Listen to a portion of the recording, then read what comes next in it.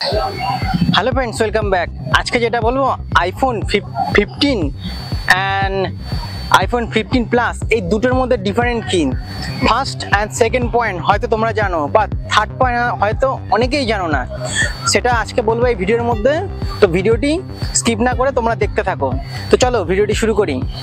IPhone 15 যেটা রয়েছে সেটা তো তোমরা জানোই যে এর ডিসপ্লে 6.1 ইঞ্চ ডিসপ্লে রয়েছে, অ্যান্ড আইফোন প্লাস সেটাও তোমরা জানো 6.7 ইঞ্চ ডিসপ্লে রয়েছে।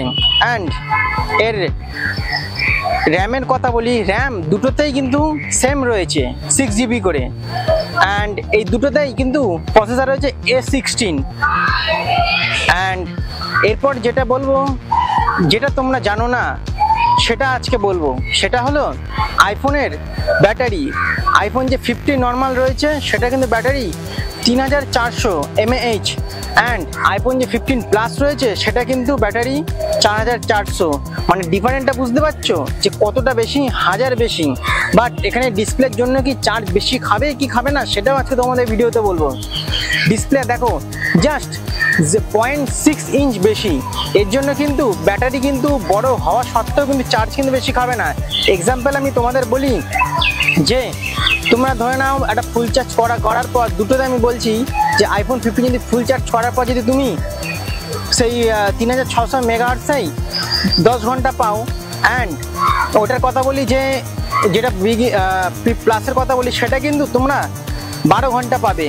অ্যান্ড এখানে যদি বলি যে 4400 যদি mAh থাকতো নর্মালি আইফোনে, তাহলে কি হতো, তাহলে কিন্তু সেটা জাস্ট আর 2 ঘন্টাতে এক্সপেন্ড হতো। জাস্ট এটা তোমাদের আমি এক্সাম্পল দিয়ে বলছি। বাট এখানে মেগাহার্টজ বেশি আছে বলে তোমাদের চার্জিংটাও বেশি খাবে। অ্যান্ড থার্ড পয়েন্ট বলি যেটা ডিফারেন্ট, সেটা হলো প্রাইসের কিন্তু ডিফারেন্ট আছে, সেটাও কিন্তু দেখতে হবে। সো এই তিনটি হলো আইফোন প্লাস অ্যান্ড আইফোনের মধ্যে 15-এর মধ্যে নর্মালি ডিফারেন্ট। অ্যান্ড এটা একটা বলে রাখি যে আইফোন 15 প্রো ম্যাক্স সেটাতেও কিন্তু ব্যাটারি 4400 মেগাহার্টজই রয়েছে। তাই হিসাব মতো কিন্তু আইফোন প্লাসটাই কিন্তু নেওয়া বেটার, যে দেখছি দামের দিক থেকে।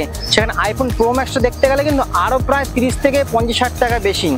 তো বুঝতে পারলে তো কোনটা তোমাদের জন্য বেটার হবে।